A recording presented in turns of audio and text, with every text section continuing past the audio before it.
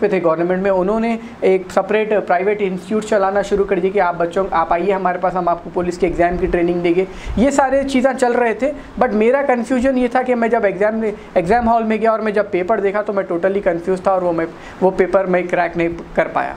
जबकि मेरे physical fitness के मार्क्स मैं समझता हूँ आंध्र प्रदेश में मैं लाइक टॉप 20 में था, फिटनेस में टॉप 20 में था। बट जब मैं यहाँ पर आया, रिटर्न में आया, ये गाइडेंस नहीं होने की वजह से, प्रॉपर नॉलेज नहीं होने की वजह से कि रिटर्न एग्ज़ाम को कैसा क्रैक करना है, इसमें आके यहाँ पर मसला मेरा फंस गया।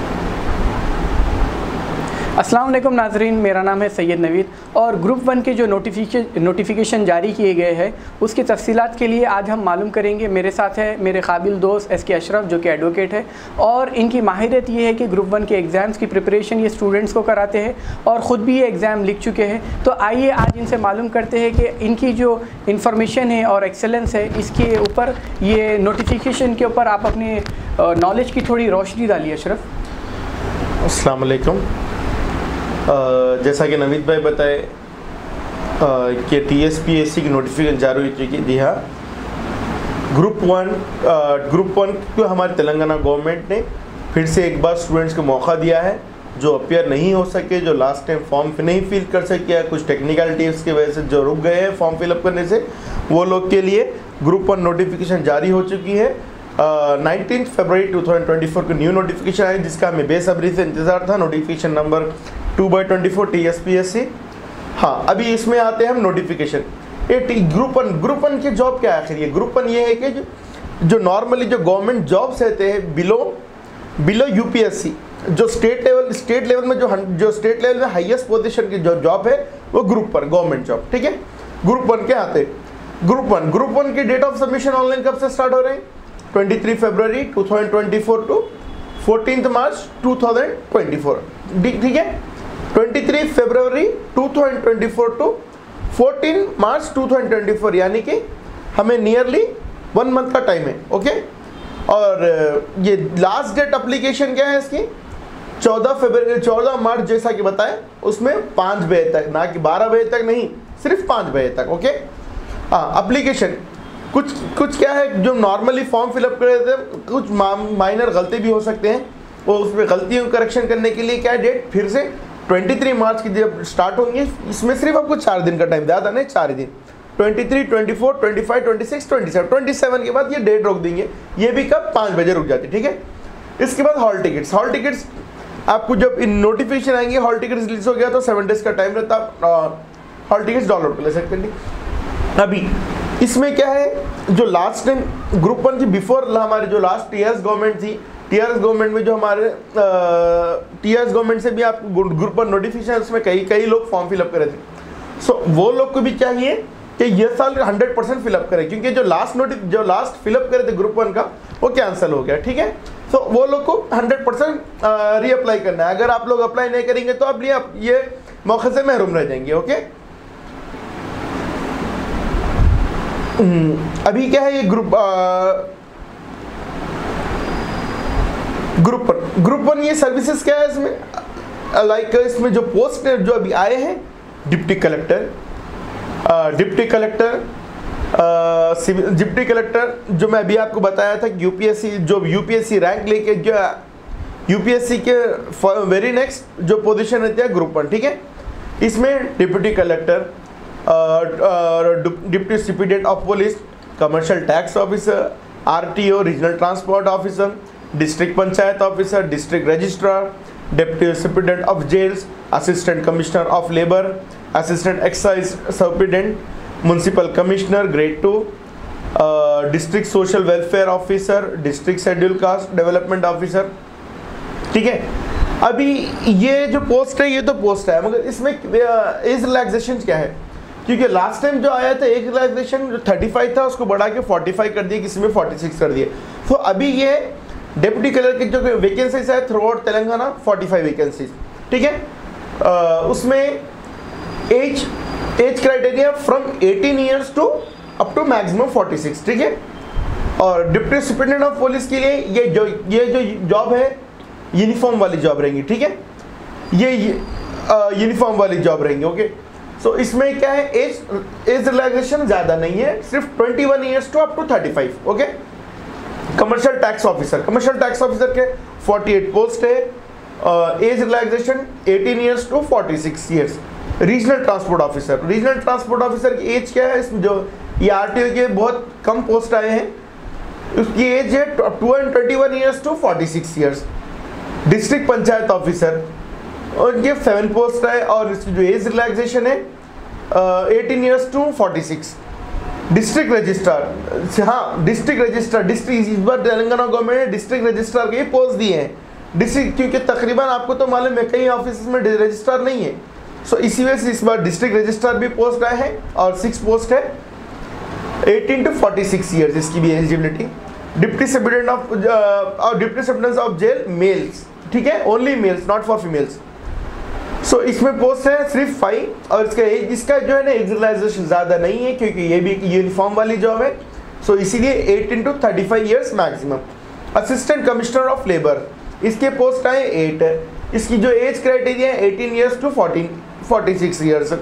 असिस्टेंट एक्साइज सुपरिटेंडेंट, जिसके जो पोस्ट है 30 पोस्ट है और इसकी भी जो एज है 21 years to up to 35 years. जी, ये सिलेक्टिव पोस्ट है, जो 3 सिलेक्टिव पोस्ट है नोटिफिकेशन में, 2, 7 और 9, क्योंकि ये जो यूनिफॉर्म वाली जॉब है जिसमें आपको फिजिकल एक्टिविटी भी जरूरत पड़ेगी, आपको फिजिकल भी फिट रहना पड़ेगा, ये यूनिफॉर्म वाली जॉब है, इसीलिए इसका एज क्राइटेरिया आपको 35 ईयर्स सही है। ओके। हाँ, अभी इसमें और जो पोस्ट है district backward class welfare officer including assistant director, इसकी जो है 5 पोस्ट है, एज रिलैक्सेशन 18 टू 46 है। District tribal and welfare officer, district employment officer, administrative officer including ledge secretary and treasury grade 2, assistant treasury officer, assistant accounts officer, assistant lecturer in the training college and school, assistant audit officer, state audit service, Mandal Parishad development officer. ये जो मंडल Parishad development officer, जी हाँ, ये पंचायत राज जो board है, जो पंचायत राज जो सबसे बड़ा बोर्ड है उसके अंदर भी आए हैं और उसमें सबसे ज्यादा वैकेंसी है 140। ठीक है, ये अभी जो मैं बोला 12 टू 18 जो पोस्ट है उसमें जितनी भी एज रिलैक्सेशन है सिर्फ 18 टू 46 है। सिर्फ 3 पोस्ट है नवी जी, इसमें सिर्फ 3 पोस्ट है जिसमें age criteria up to 35 years तक है, क्योंकि वो यूनिफॉर्म वाली जॉब है, उसमें काफ़ी फिट रहने की ज़रूरत पड़ती है। ठीक है। अच्छा, एक और सवाल मेरा ये है कि अब इसके अंदर एज दे दिए तो इसमें कोई कास्ट वो है जैसा कि एसटी रहता है, एससी रहता है? जी हाँ, कास्ट रिलैक्सेशन का है, हम उसके आगे भी डिस्कस करेंगे। अच्छा, एजुकेशन क्वालिफिकेशन क्या होना है इसके अंदर? अगर आप नॉर्मली कोई बंदा ये जो जितने भी पोस्ट रिलीज हुए हैं वो पूरे पोस्ट में बेसिक डिग्री, आपको बेसिक क्वालिफिकेशन आपको डिग्री है। डिग्री में कोई परसेंटेज या फिर जस्ट पास काफ़ी है? ऐसा तो नहीं है। अगर आप एक मिनिमम अगर अच्छे परसेंटेज से भी अगर पास हो चुके हैं, क्योंकि इसमें आपका डिग्री का परसेंटेज कैलकुलेट नहीं करेंगे। अच्छा। ठीक है, ये आपकी काबिलियत, अब जो भी डिग्री में पास हो गए, पास इज पास। इसमें अगर आपके पास पोटेंशियल है या कोई वजह से आप डिग्री में अच्छा स्कोर नहीं कर पाए, क्योंकि तकरीबन कहते बच्चे टैलेंटेड रहते बट कोई फैमिली मजबूरी की वजह से वो एग्जाम अपीयर नहीं होते या प्रिपेयर नहीं कर सकते, वो टाइम पे मार्क्स प्रिंट हो जाते। ये एग्जाम आपकी डिग्री की काबिलियत जज नहीं करेगा। ये एग्जाम जो है डायरेक्ट प्रीलिम 2 पार्ट्स में रहेगा। पहले क्या रहता था, इंटरव्यू रहता था, इसमें अभी इंटरव्यू निकाल दिए। अच्छा, तो सिर्फ prelims then mains direct job. अच्छा, इसमें कोई फिजिकल फिटनेस टेस्ट जी एक्सेप्ट 3 पोस्ट जिसके लिए एज रिलैक्सेशन अप टू 35 है, उसके बाद नॉर्मली है, फिजिकल फिटनेस नहीं है तो? नहीं, सिर्फ 3 जॉब को जो यूनिफॉर्म जॉब है उसके लिए फिजिकल फिटनेस 100% जरूरी है। अच्छा, अभी डिप्टी कलेक्टर की जो पोस्ट है आप लोग नोटिफिकेशन से देख सकते हैं, जो रेस्पेक्टिव क्वालिटीज रिक्वायर्ड है, क्योंकि अगर मैं भी आपको हर एक पर्सनल क्वालिफिकेशन अगर बताने जाऊंगा पोस्ट के लिए तो ये टाइम ज़्यादा लग जाएगा। अगर आप नोटिफिकेशन जो 2/24 TSPSC की तरफ से जो जारी हो चुका है, जिसमें आप TSPSC की वेबसाइट में जाकर डाउनलोड कर सकते हैं, उसमें आप देख लीजिए, आप रेस्पेक्टिव पोस्ट के हिसाब से आपको रेस्पेक्टिव डिग्रीज अवेलेबल रहेंगे। ठीक है, वो आप डिग्रीज अगर क्वालिफाइड है तो आप अप्लाई कर सकते हैं। अभी इसमें जो बेसिक पे जो पे स्केल रहेगा ये पे स्केल हर एक का अलग अलग पे स्केल है, किसी 55,000 से मिनिमम स्टार्ट है। तो ये जो पे स्केल है, और डिस्टेंस एजुकेशन या फिर इक्वलेंसी एजुकेशन की इक्वलेंसी के बारे में कुछ है इसके बारे में, जो क्या है, applicant must have obtained requested degree through an open university, means open university के जो लोग पास हुए वो लोग भी अप्लाई कर सकते हैं इसके लिए? जी अप्लाई कर सकते हैं। यानी जैसा अब ये काकतिया यूनिवर्सिटी, अग्रवाल यूनिवर्सिटी है, ये यूनिवर्सिटी से जो पास आउट रहते स्टूडेंट, जो जिसके पास बहुत सारा एजुकेशन में गैप रहता है, जो 10 साल 15 साल लगाते हैं अपनी डिग्री पास करने के लिए, तो ऐसा देखिए इसमें बेसिक क्वालिफिकेशन डिग्री है।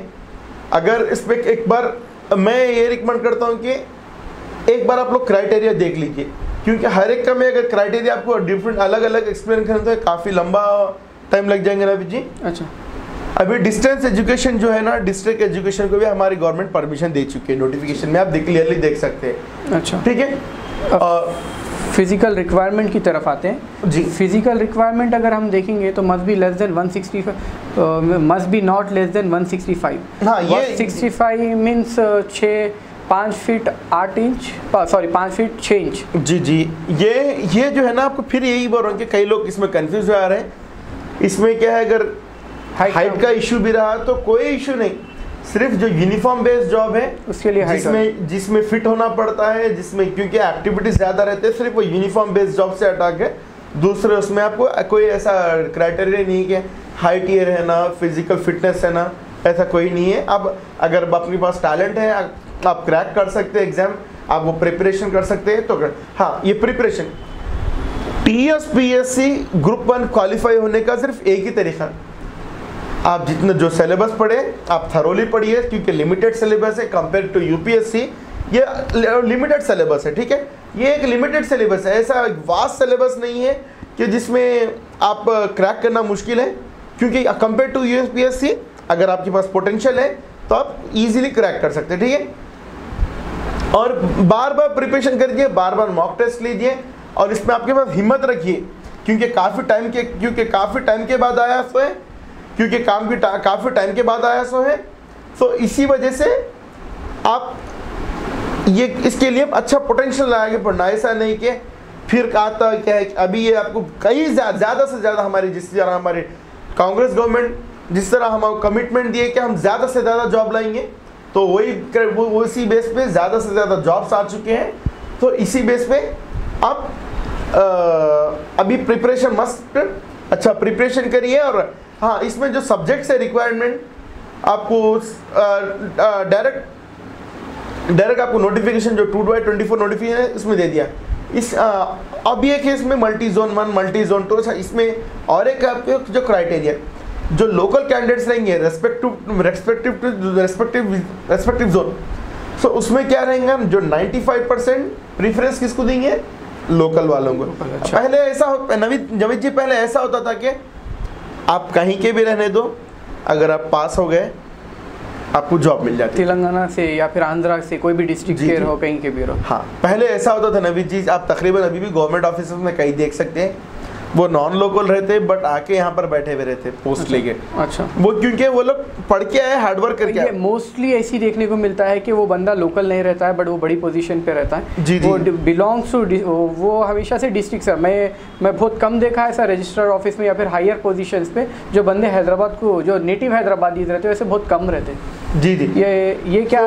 अच्छा, इसी को नवीद जी हटाने के लिए क्या करें, जोन्स बनाए, मल्टी जोन 1 मल्टी जोन। अभी जो है 95% आप अगर लोकल कैंडिडेट, जिस तरह लास्ट टाइम पुलिस में भी ऐसा हुआ था, तेलंगाना पर जो TSL LLP भी, तो उसमें ये हुआ था कि जो लोकल कैंडिडेट्स हैं, जो रेस्पेक्टिव मंडल रेस्पेक्टिव जोन के हैं, सिटी लिमिट्स, हाँ सिटी लिमिट्स नहीं, सिटी लिमिट्स नहीं नवीद जी, सिटी लिमिट्स नहीं, सिटी लिमिट्स छोड़ के जो आपका मंडल क्राइटेरिया है, अच्छा मंडल, उसमें भी क्या करें, जैसा इसमें जोन्स बनाए थे वो टाइम पे भी जोन्स बनाए, तो वो जोन्स के हिसाब से, जैसा कि एक सिंपल एग्जांपल देता हूँ मैं, साउथ जोन के साउथ जोन, नॉर्थ जोन के नॉर्थ जोन, जैसा जोन से बने हुए, तो वैसे जोन के हिसाब से उन लोगों को जॉब दिए। क्योंकि इसमें ये रह रहा, अगर जोन के हिसाब से जॉब दिए, जो जॉब होल्डर है उनको ज़्यादा ट्रैवल करके जाने की जरूरत नहीं पड़ती। जब लास्ट टाइम VRA के जॉब्स आए थे, लोग जब मीसे से लोग अप्लाई करे थे, उसमें ये हुआ था कई लड़कियां जॉब तो अप्लाई कर दिए,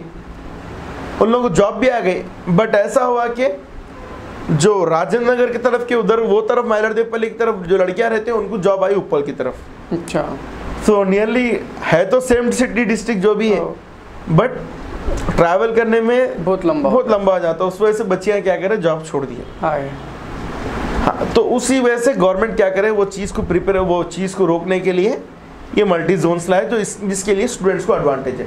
अच्छा, हाँ, ये मल्टी जोन 1, मल्टी जोन 2, इसमें आप देख सकते हैं मल्टी जोन में कौन से सिटीज, कौन से एरियाज बिलोंग करते हैं, कौन से डिस्ट्रिक्ट बिलोंग करते हो, आप देख सकते हैं। तो अभी इसमें मल्टी जोन में से लाने क्या करें, जो हैदराबाद के जो रहे वो लोग हैदराबाद में ही रह सकते, ठीक है, उनको डिस्ट्रिक्ट जाने करने की जरूरत नहीं, क्योंकि ना अमूमन ऐसा देखा जाता है कि किसी को नलगुंडा में, किसी को महबूबनगर में, किसी को निज़ामाबाद में जॉब आ जाती, तो बेचारे सुबह जल्दी उठ के बस में ट्रैवल करते हैं, पास बना लेके, या ट्रेन में ट्रैवल करते हैं, फिर रात में आते, बेचारों की जिंदगी आधी ट्रैवल में निकल जाती। सो इसी वजह से ये जो मल्टी जोन 1, मल्टी जोन 2 लेके आए, उससे ये एडवांटेज मिलता। ओके, हाँ, ये एज रिलैक्सेशन परमिशन जो तेलंगाना स्टेट गवर्नमेंट जो एम्प्लॉइज है उनको कितना अप टू 5 इयर्स तक एज रिलैक्सेशन दिए, बट जो म्युनिसिपल कॉर्पोरेशन के एम्प्लॉइज है वो लोग एज रिलैक्सेशन के लिए एलिजिबल नहीं है, ठीक है। जो एक्स सर्विसमैन यानी है, पापा मिलिट्री में, पापा पुलिस वाले, नहीं गवर्नमेंट जॉब है, जितने नवी जी एक्स सर्विसमैन यानी आर्म फोर्सेस, लाइक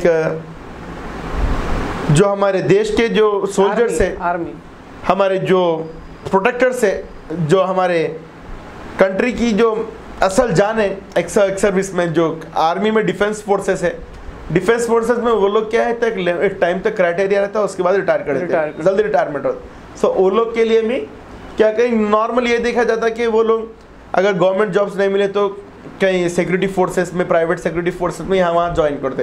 तो हमारी गवर्नमेंट ये भी अपॉर्चुनिटी दी कि उनको एक्स सर्विसमैन को भी अपना आप अप टू 3 इयर्स रिलैक्सेशन दे रहे थे, एक्स सर्विसमैन में ज्वाइन कर सकते हैं।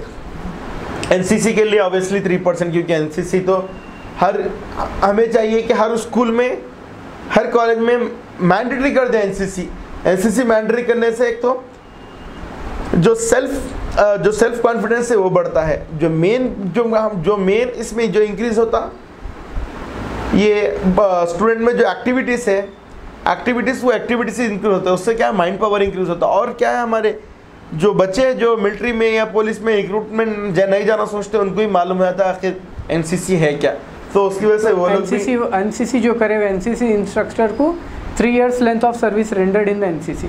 अगर आप ए बी सी एनसीसी में करे हुए, जैसा कि आपको मालूम है एनसीसी में 3 साल होते, ए बी और सी रहते। सी जब आप स्कूल में रहते, जेडब्ल्यू तब रहता है, जब आप इंटर कॉलेज में आ जाते हैं तो बी रहता है, फिर उसके बाद जब आप सेकेंड ईयर में जाते हैं, जो बी का एग्ज़ाम लिख लेते हैं, उसके बाद ए रहता है उसके बाद। तो ये ए बी तो आप आफ्टर स्कूल करते हैं। तो बस अगर एनसीसी से आप करे हुए या फिर एनसीसी इंस्ट्रक्टर रहे हुए या फिर एनसीसी का एग्ज़ाम लिखे हुए, तो यहाँ पर आपको रिलैक्सेशन है। ये क्या है भाई, 3 साल का है जी, लेंथ ऑफ एक्सरमेशन। तो इन लोगों को स्पेशल कैटेगरी है ये जी। नहीं, एनसीसी को भी क्या है, नॉर्मल रिलैक्सेशन दिए है 3 इयर्स, बट हाँ स्पेशल कैटेगरीज में जैसे SC ST BC और जो EWS होल्डर, जो इकोनॉमिकल वीकर सेक्शन है, वो लोग को 5 इयर्स का अच्छा। और एनसीसी का एक ये पार्ट थोड़ा रिफ्रेश कर दो। एनसीसी जैसा कि मैं आपको बोल रहा हूँ, एनसीसी ए बी और सी रहता था। तो ए आप स्कूल में रहते, बी और सी आप कॉलेज में करते। तो आप अगर ए बी और सी या फिर ए में से, यहाँ पर जो क्राइटेरिया है एनसीसी के लिए, एज एन एनसीसी इंस्ट्रक्टर आप 3 साल तक एनसीसी में अपना रोल प्ले करे हुए रहना। तो चाहे आप ए लिखे, ये चाहे आप बी लिखे या सी लिखे, अगर आप 3 साल तक अगर एनसीसी से जुड़े हुए थे तो आपको इस यहाँ पर रिलैक्सेशन है जी, 3 इयर्स का। और जो फिजिकल हैंडीकैप रहते हैं, उस गवर्नमेंट उनको एम्पावर्ड करने के लिए अप टू 10 इयर्स देना भी रिलैक्सेशन। ओके, हैंडीकैप में कैसे लोग आते, लाइक फिजिकली चैलेंज या फिर डेफ डेम एनीथिंग नवी जी, आँखों से अंधे रहते थोड़े लोग। हाँ, ऐसा है कि जो एग्जाम पास करने की एलिजिबिलिटी रखते हैं वो लोग फिजिकली। अच्छा, ठीक है। क्योंकि ऑब्वियसली जिसके पास एलिजिबिलिटी रहेंगी एग्जाम, हाँ हम क्रैक पढ़ सकते हैं, तो वो लोग ऑटोमेटिकली फॉर्म फिलअप करते हैं, ठीक है। और आप जिस तरह आप बताएं, खैर वो टॉपिक छोड़ दीजिए। एप्लीकेशन के बारे में थोड़ा बताइए कि एप्लीकेशन कैसा लॉन्च करना है, एप्लीकेशन का प्रोसीजर क्या है? हाँ, एप्लीकेशन बनाने के लिए, एप्लीकेशन के लिए आपको क्या है, टीएसपीएससी की वन टाइम रजिस्ट्रेशन रहता है, टीएसपीएससी का ओटीआर कर लेना है आपको। टीएसपीएससी वेबसाइट में वन टाइम रजिस्ट्रेशन करने का, वन टाइम रजिस्ट्रेशन करे बाद उसमें क्या है, आपको फोटो, सिग्नेचर, आपके जो भी रेस्पेक्टिव कॉलेज की, यूनिवर्सिटी के डॉक्यूमेंट्स है वो फिलअप करने का रहता, तो वो आप फिलअप कर दीजिए। अगर आपके कुछ डिग्री चेंजेस, कोई डिग्री चेंज करें, जैसा किसी का डिग्री में अपग्रेडेशन हुआ, लाइक बच्चा MBA रिसेंटली कोई MBA पास हुए या कोई MTech पास हुए, जो भी मास्टर्स करे या फिर डबल मास्टर्स करे या कोई PhD करे, तो उनके OTR में जाके चाहिए कि उनके अपडेट कर दे डिटेल्स, क्योंकि डिटेल्स अपडेट करने से ये था कि आपका फ्रेश डेटा जाता है वहाँ पर, ठीक है।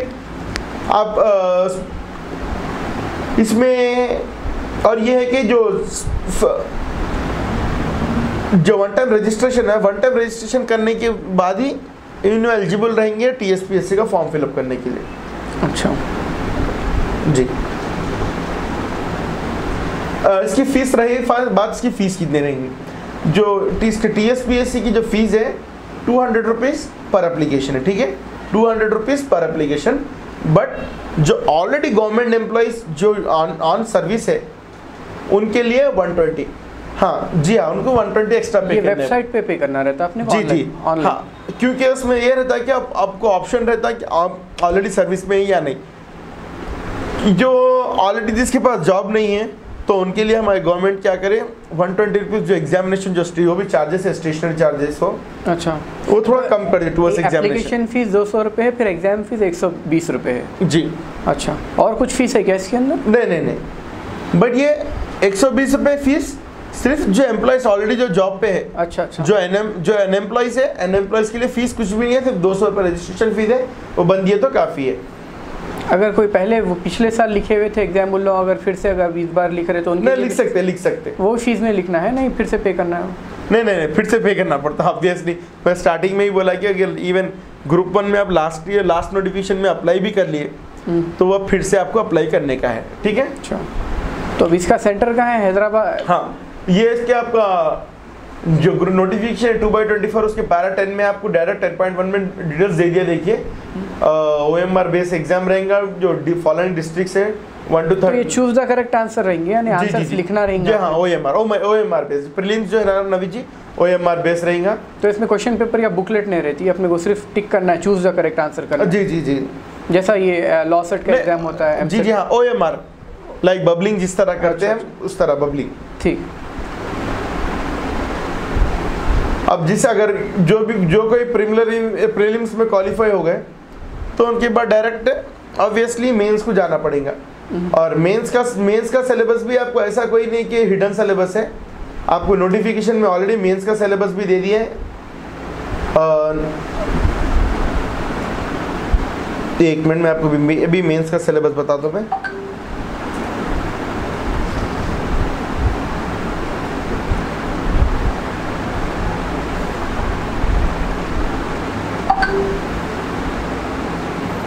प्रिपरेशन के लिए कुछ बुकलेट्स या मटेरियल, प्रिपरेशन मटेरियल? नवीद जी देखिए, प्रिपरेशन के लिए तो अभी हम उसके डिस्कस के डिटेल बाद में करेंगे, क्योंकि तकरीबन कई बहुत सारा मटेरियल अवेलेबल है, तो उसके हिसाब से वो लोग पढ़ सकते हैं प्रिपरेशन के लिए। आपसे अगर कोई रिकमेंडेशन पूछे तो कौन सा बेस्ट रहेगा? जैसे कि सीरीज होती है, कोई एक पब्लिशर होता है वो एक सिलेबस बना के, क्योंकि ऐसा है कि मैं किसी पर्टिकुलर सीरीज को रिकमेंड करना नहीं चाहूँगा। हर एक जो पढ़ने, हर एक का अपने पे कमांड रहता है सीरीज का। आप जो भी पढ़ रहे बेहतर पढ़िए, परफेक्ट पढ़िए। हाँ, हम जो परफेक्ट, जिस तरह नवीद जी बोले कि परफेक्ट कोई सीरीज रिकमेंड करिए, इंशाल्लाह हमको आपको नेक्स्ट आपको अपडेट करेंगे कि कौन सी सीरीज बेहतर रहती है, ठीक है। देखिए नवीद जी, ये एनेक्चर 1 उसमें है, देखिए पेज नंबर 23 पे एनेक्चर 1 है जी। एनेक्चर 1 में उसमें हमारा दे दिया गया मल्टी जोन 1, मल्टी जोन 2, उसमें किसको कितने पोस्ट है, SC को कितने पोस्ट है, ST को कितने पोस्ट है, BCE, BCA, BCD, BCE, OC, EWS, उसके जो जिस तरह पोस्ट डिवाइड्स हो गए उसके हिसाब से दे दिया गया। तो और एक मेरा सवाल था कि काफ़ी लोग, हम अब अगर एक पर्टिकुलर कम्युनिटी की बात करें कि मुस्लिम तबके की बात करें कि तो मुस्लिम तबके के कितने % लोग यूपीएससी या फिर ग्रुप 1 के एग्ज़ाम्स में आउट ऑफ 100 कितने लोग इसको कंप्लीट कर पाते या पास कर पाते हैं? आपके अंदाजे से, आपने काफ़ी वक्त इसमें गुजारा है, तो मैं आपका इसका देखिए नवीद जी, मैं इसमें आपको एग्जैक्ट प्रिसाइज क्राइटेरिया तो नहीं दे सकूँगा, क्योंकि पहले तो अभी जो मुस्लिम माइनॉरिटीज़ है, जो स्पेशली मुस्लिम माइनॉरिटीज़ है, वो ज़्यादा इसके लिए अवेयरनेस ज़्यादा इंटरेस्ट नहीं बताते। कि अवेयरनेस तो पहले से ही था, बट इंटरेस्ट नहीं बताते थे, क्योंकि अगर डेटा से कैलकुलेट करें तो लास्ट ईयर से अभी हर साल डेटा इंक्रीज़ होते जा रहा। अच्छा। क्योंकि जॉब्स करने में बच्चे खुद आगे आ रहे हैं, आगे आके प्रिपेयर कर रहे हैं। और अब जिस तरह बोल रहे हैं कि मुस्लिम्स का क्या है, अभी तकरीबन मुस्लिम्स जो है अच्छे पोजीशन पे अच्छे जॉब्स ले गए, क्योंकि यूपीएससी में भी आप देख सकते हैं कि मुस्लिम माइनॉरिटीज़ में वो अच्छे रैंक्स आए। ठीक है, अभी ये पेज नंबर 26 एनेक्सर 2 में आपको डिटेल्स दे दिया गया। देखिए, प्रीलिमिनरी टेस्ट का ड्यूरेशन 2.5 घंटा, मतलब 2.2 आवर्स 30 मिनट्स है। मैक्सिमम ये 150 मार्क्स का है। जी। अच्छा, हाँ, इसमें आपको क्लियरली मेंशन कर दिया गया है। नोटिफिकेशन तो गो थ्रू कर सकते हो, और पेज नंबर 27 पे आपको क्लियरली सिलेबस दे दिया नवीद जी। ऐसा कोई नहीं कि हिडन सिलेबस है या वेरी वास्ट सिलेबस है जिस तरह यूपीएससी का, ऐसा कुछ नहीं। इसमें आपको टोटली क्लियर सिलेबस दे दिया गया। पेज नंबर 27 पे, पेज नंबर 27 पे ये बोल दिए कि general studies and mental ability preliminary test में, उसमें वो देखेंगे। उसके लिए जो 1 to 13 जो टॉपिक्स है, वो टॉपिक्स कवर होंगे।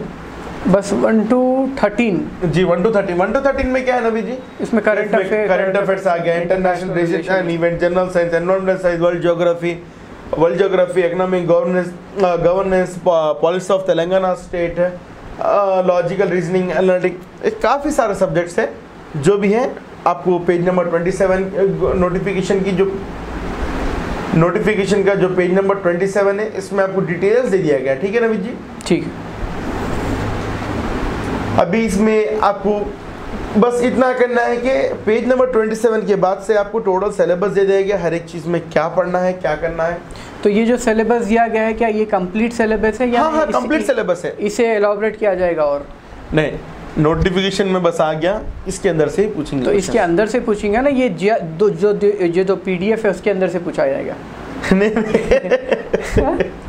नहीं जी, पीडीएफ में जो टॉपिक्स है, हाँ, वो सब हेडिंग्स बोली। अच्छा, सब हेडिंग या फिर वो टॉपिक का नेम है, उससे रिलेटेड पूछा। क्योंकि मैं ये चीज़ों से काफ़ी दूर हूँ, तो ग्रुप 1 एग्जाम्स या फिर जो भी लाइक यूपीएससी के एग्जाम में मेरी नज़र में एक ऐसा रही है, बहुत बड़े एग्जाम्स होते हैं भाई, मेरे बस की बात नहीं है, मेरा पर्सनल ओपिनियन मैं बता रहा हूँ। एग्जाम्स की जहाँ बात आती, मैं हमेशा एग्जाम से भागा, आज तक भी एग्जाम से भागा। एग्जाम से बात है, ऐसा दिखता कि भाई, तो ये वो नौजवानों के लिए मैं बात करूँ जो मेरे ऐसी मेंटालिटी रखते, जो वाकई में डरते, जिसको फियर रहता है एग्जाम्स का कि भाई हम क्रैक कर पाएंगे या नहीं कर पाएंगे। जैसा कि अगर पुलिस के एग्जाम्स आ रहे या फिर आप ग्रुप 1 के एग्जाम्स हो रहे, यूपीएससी के, ये माना ये जाता है हम इससे दूर। इस वजह से मैं अपना पर्सनल एक्सपीरियंस आपको शेयर कर रहा हूँ। ग्रुप 1 वो होता क्या, पहले तो वो नहीं मालूम उसके फ़ायदे क्या है और क्या पोजीशन पे जॉब्स मिलती और किसके लिए कितनी मेहनत करना रहता। अगर मेहनत भी करेंगे तो क्या मैं वो एलिजिबिलिटी कोटे में आता हूँ? जैसा कि मैं ओसी, मैं सैयद हूँ, तो ओसी के लिए कुछ कोटा रिजर्व्ड है या नहीं है? तो ऐसे बहुत सारे सवालों के, और उसके वो सवालों के जवाब मेरे पास नहीं थे, जिस वजह से मैं कभी इसके लिए साइन अप करा ही नहीं, लाइक स्टेप अप करा ही नहीं, इसके लिए कभी मैं आगे बढ़ा ही नहीं, क्योंकि मुझे गाइडेंस नहीं थी। अब ये वीडियो बनाने का मकसद ये है कि मेरे जैसे लोग जिसको ज़्यादा नॉलेज नहीं है और इन्फॉर्मेशन ऐसे नोटिफिकेशन कई जारी किए जाते, हर साल नोटिफिकेशन जारी किए जाते, बट इसको देख के इग्नोर किया जाता, क्योंकि ये हमारे बस की बात नहीं है। जैसा मैं अपनी बात बता रहा हूँ, तो मैं बता रहा हूँ कि भाई सैयद के लिए कुछ एलिजिबिलिटी कोटा है, सॉरी रिजर्व कोटा है क्या? मैं अच्छे मार्क्स से पास भी हो जाऊँगा, तो फिर कोई जो बंदा जो कि बैकवर्ड क्लास का है, जिसके पास ज़्यादा रिजर्व पॉइंट्स है, मेरे से कम स्कोर करके भी वो जॉब मेरी हासिल कर पाएगा, ये मुझे हमेशा से मेरे को ये डर था। और इवन मैं पुलिस के एग्ज़ाम्स में भी जब अप्लाई करा था, लाइक बैक इन 2013 में, और बाय द वे जब एनसीसी की बात आई तो मैं एनसीसी कैडेट भी हूँ, मैं बहुत सारे कैंप्स करा और नेशनल इंटीग्रेशन कैंप में ऑलमोस्ट पूरा इंडिया फिर लिया। तो अब पुलिस की तरफ आएंगे, पहला एग्ज़ाम जो मैं मेरे एकेडमिक्स से हटके जो मैं एग्ज़ाम लिखा, वो लॉ सेट एमसेट ये तो हटा दो, बट जो ये पुलिस का जो एग्जामिनर था वो जब मैं एग्ज़ाम लिखा तो मेरे को शुरू से एक ये डर था, ये था कि फिजिकल फिटनेस में तो मैं बहुत आला रहूँगा, क्योंकि जब आंध्र प्रदेश का सिलेक्शन था, ऑल ओवर आंध्र प्रदेश, तो उसके अंदर मैं जब गया तो फिटनेस में तो मेरे साथ जो काफ़ी बच्चे थे जो ट्रेन कर रहे थे फिटनेस में बहुत अच्छे थे, ऐसा जुस्तजू से कर रहे थे। और जब लास्ट में ये लोग क्या कर रहे थे, पहले फिटनेस एग्जाम्स हो जाएंगे उसके बाद लास्ट में रिटर्न रखेंगे बल्कि, और रिटर्न में जब गए और पूरों का कॉन्फिडेंट ख़त्म हो गया, सब लोग फिजिकल फिटनेस में अच्छा स्कोर करे, बहुत अच्छा जी जान लगा के मेहनत करे। और जब बात आई एग्ज़ाम की, ये जो एग्ज़ाम चल रहा है इसके लिए मैं ये टॉपिक निकाला, मेरी स्टोरी आपको सुना रहा हूँ। जब एग्ज़ाम्स की बात आई पूरे गायब हो गए इन सेंस किसी को मालूम ही नहीं कि पढ़ाई कहाँ से करना है, मटेरियल कहाँ से लेना है। सबको मालूम है कि भाई क्या पढ़ना है, करंट अफेयर के बारे में पढ़ना है, जस्ट करंट अफेयर। क्या करंट अफेयर के डिटेल्स में देंगे, और दूसरे चीज़ों के बारे में आप बताऊँ मैं, इंस्टीट्यूट किसी के पास नहीं थे। MIM की तरफ से कुछ ऐसे पे थे गवर्नमेंट में, उन्होंने एक सेपरेट प्राइवेट इंस्टीट्यूट चलाना शुरू कर दिया कि आप आइए हमारे पास, हम आपको पुलिस के एग्ज़ाम की ट्रेनिंग देंगे। ये सारे चीज़ें चल रहे थे, बट मेरा कन्फ्यूजन ये था कि मैं जब एग्ज़ाम हॉल में गया और मैं जब पेपर देखा तो मैं टोटली कन्फ्यूज़ था, और वो पेपर मैं क्रैक नहीं कर पाया। जबकि मेरे फिजिकल फिटनेस के मार्क्स मैं समझता हूँ आंध्र प्रदेश में मैं लाइक टॉप 20 में था, फिटनेस में टॉप 20 में था। बट जब मैं यहाँ पर आया, रिटर्न में आया, ये गाइडेंस नहीं होने की वजह से, प्रॉपर नॉलेज नहीं होने की वजह से कि रिटर्न एग्ज़ाम को कैसा क्रैक करना है, इसमें आके यहाँ पर मसला मेरा फंस गया।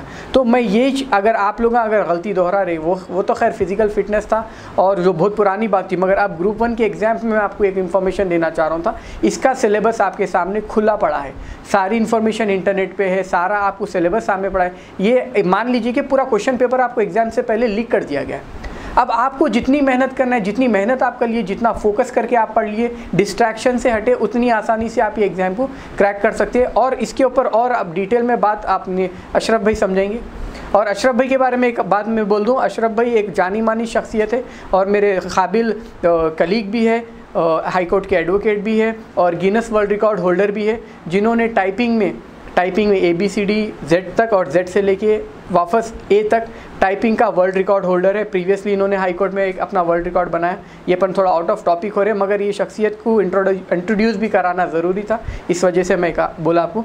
और अशरफ भाई, जो मैं आपको बात बताया अभी के जो फियर होते हैं, जो डर होते हैं, और मुस्लिम तबकात के लोग इसके अंदर जो अप्रोच नहीं हो रहे, मीन्स इसके अंदर एनर्जी नहीं दिखा रहे, इसके रीज़न एक मैं अपने आप पर लेके ये आपको बता रहा हूँ कि ये वजह से लोग मिसगाइड होने की वजह से, ज़्यादा इन्फॉर्मेशन नहीं होने की वजह से, और ये एकदम इसको एक माउंटेन बना लिए, पहाड़ बना लिए कि भाई ये क्रैक करना नामुमकिन है, जबकि ये पॉसिबल है। अगर सही तरीके से इसके ऊपर फोकस करके एक सिस्टमेटिक वे में अगर आप इसके ऊपर चलेंगे तो ये क्रैक करना आसान है। नवी जी, ग्रुप 1 का जो एग्जामिनेशन है, it's like a golden opportunity. UPSC में ईयर्स ऑफ प्रिपरेशन के बाद भी आना, it's kind of their destiny, और बोल सकते हैं वो लोग की प्रिपरेशन पर डिपेंड है। बट ग्रुप 1 का ऐसा एग्ज़ाम ही है, ग्रुप 1 का अगर आप परफेक्ट प्रिपरेशन करके तो 100% आता है, क्योंकि इसमें इंटरव्यू निकाल दिए। अच्छा, हाँ, वो एक इंटरव्यू का कोई पार्ट था। हाँ। कि मेरे को जाके बैठ के फिजिकल इंटरव्यू देना है बोले तो वो तो ऐसा तलवार लटक रही जैसा महसूस होता था, क्योंकि मेरे को बहुत एकदम फियर था लोगों के सामने बात करने में। मैं बहुत इंट्रोवर्ट था तब, तो शायद वो भी एक रीज़न था। मैं अपने आप को छुपाया, अपने आप को भागा वो सारे चीज़ों से। शायद अब अगर वो वैसा मौका रहता तो मैं शायद उसके लिए एक स्टैंड अप ले सकता था, मगर अब प्रोफेशन चेंज हो गया, चीज़ें अपने अपने जगह सेटल हो गई। तो आप नौजवानों के लिए, जो लोग इसके लिए प्रिपेयर हो रहे, और या फिर जो लोग सोच रहे हैं इसकी प्रिपरेशन करने के लिए, उन लोगों के लिए कुछ ऐसे टिप्स जो उनकी उनके लिए हेल्प करेंगे एग्ज़ाम क्रैक करने में या फिर एप्लीकेशन लॉन्च करने में, या और इसके ऊपर आप थोड़ी क्लियरिटी दिए तो बेहतर रहता। देखिए, एप्लीकेशन तो काफ़ी सिंपल है। आप लोग जिस तरह स्टार्टिंग में बोले कि आप OTR register, one time registration जो है आप TSPC वेबसाइट में कर लीजिए। विदाउट वन टाइम रजिस्ट्रेशन आप नहीं कर सकते एप्लीकेशन, ठीक है। और नवी तकरीबन ये देखा जाता है कि कुछ जो जिसे गाइडेंस नहीं है वो लोग क्या करते हैं, फ़ोटो स्पेक्स लगा के या बैकग्राउंड दावत के फ़ोटोज़ या रैंडम फ़ोटोज़ अपलोड कर देते हैं। वैसा मत करिए, क्योंकि इसमें आपका एप्लीकेशन रिजेक्ट भी हो सकता। तो प्रॉपर फ़ोटो और प्रॉपर सिग्नेचर के साथ अप्लाई करिए। और इसमें पेज नंबर 36 TSPSC नोटिफिकेशन 2/24 में दिया गया list of schedule caste and schedule tribes में कौन आते, ठीक है। ये डिटेल्स काफ़ी दे दिया गया है, इसमें आप गो थ्रो कर सकते। और रहा सवाल आप इसके प्रिपरेशन के लिए, नवीद जी तकरीबन ये नोटिफिकेशन तो खैर अभी रिलीज़ हुए, कुछ ऐसे भी बच्चे हैं जो टाइम से प्रिपरेशन कर रहे हैं, क्योंकि वक्फ बोर्ड की तरफ जो तेलंगाना वक्फ बोर्ड है माइनॉरिटीज़ की तरफ से, तेलंगाना माइनॉरिटीज़ की तरफ से आपको ग्रुप 1 की काफ़ी बार कोचिंग दी जा चुकी है, तो उसमें कई बच्चे प्रिपेयर होके भी है। सो बस इतना है कि आप हिम्मत रखिए, आप क्रैक कर सकते। आप जब इतना प्रिपेयर करके बैठे तो अभी थोड़ा वक्त इंतज़ार कर दीजिए। आप इसमें क्या है, आपको इंटरव्यू नहीं है, direct prelims mains then job, simple, ज़्यादा फिर नहीं करने है। तो आप भरोसा रखिए, तो आप डेफिनेटली आप क्रैक कर सकते हो। ठीक है नवीद जी। और इस वीडियो के ज़रिए आखिरी में एक बात मैं और बोलना चाह रहा हूँ आपको, जो भी लोग डिग्री पास है प्रीवियसली, अभी जो पास हुए, अगर आप पास हो गए और पिछले, और बहुत सारे लोग हैं पिछले 3-4 साल से मेरे दोस्त हैं जो ट्राई कर रहे हैं, जो कि क्रैक नहीं कर पाए, उन लोगों से भी रिक्वेस्ट है कि आप गिव अप मत करिए, आप फिर से एक बार प्रिपेयर करिए। बहुत ही इंपॉर्टेंट एग्जाम्स है, और स्पेशली मैं रिक्वेस्ट कर रहा हूँ मेल से, बॉयज़, गर्ल्स, लेडीज़, जेंटलमैन, जितने भी लोग हैं, हैदराबाद के हो या पूरा आप तेलंगाना के, ये एग्ज़ाम के लिए आपको प्रिपेयर करना बहुत ज़रूरी है। जो भी लोग ये मेरी वीडियो देख रहे हैं, आप लोगों से रिक्वेस्ट है, आप लोग अगर अब ये वीडियो को अपने दोस्तों तक पहुंचा सके, या वो लोग जो कि सोच रहे हैं इस बारे में कि भाई हम। नवीद जी मैं sorry to interrupt, next year 42 में आपको क्लियरली दिया गया। देखिए जो बच्चे एनसीसी से, खैर वो तो क्राइटेरिया अलग है, जो बच्चे स्पोर्ट्स में हैं, स्पोर्ट्स वाले बच्चों के लिए भी 2% रिजर्वेशन है। अच्छी बात है। देखिए 2% रिजर्वेशन, यानी out of 100 two out of 1000 nearly 20 jobs, nearly 20 job for sports quota. अगर आप क्रिकेट खेलते, हॉकी, वॉलीबॉल, रेसलिंग, बॉक्सिंग, जो भी not nearly out of, just I am calculating, वो 2% मीन 2% जो भी रिजर्व कोटे में आ जाते हैं। अगर आपके एप्लीकेशन में आपके जो भी कंपटीटर है, अगर वो स्पोर्ट्स कोटे से बिलोंग नहीं करते, अगर आप स्पोर्ट्स कोटे से बिलोंग करते और आप एग्जाम में अच्छा स्कोर नहीं भी कर सके, तो आपके पास एक रिजर्व कोटा है जिसके बेसिस पे आपको जॉब मिल सकती है जी। और वो जो बाकी के डिटेल्स है कि कौन से स्पोर्ट्स है, आप अंदर PDF में देख ले सकते हैं, क्योंकि बहुत लंबी स्पोर्ट्स की लिस्ट है। ठीक है नवीद जी, अभी हम अब सबको यही रिक्वेस्ट करते हैं कि हम आपको अवेयर यही कर रहे हैं कि आप किसी हाल ये एग्ज़ाम के लिए प्रिपेयर होइए। बहुत लिमिटेड सिलेबस है, you can crack it, believe in your self and you can crack it. क्योंकि नवीद जी, हमारे अम्बेडकर साहब का एक बहुत ही फेमस कोट है, arise, awake, stop not till the goal is reach. Very good, बहुत खूब कहा है अशरफ मियां, और सच भी कहा है। Thank you very much.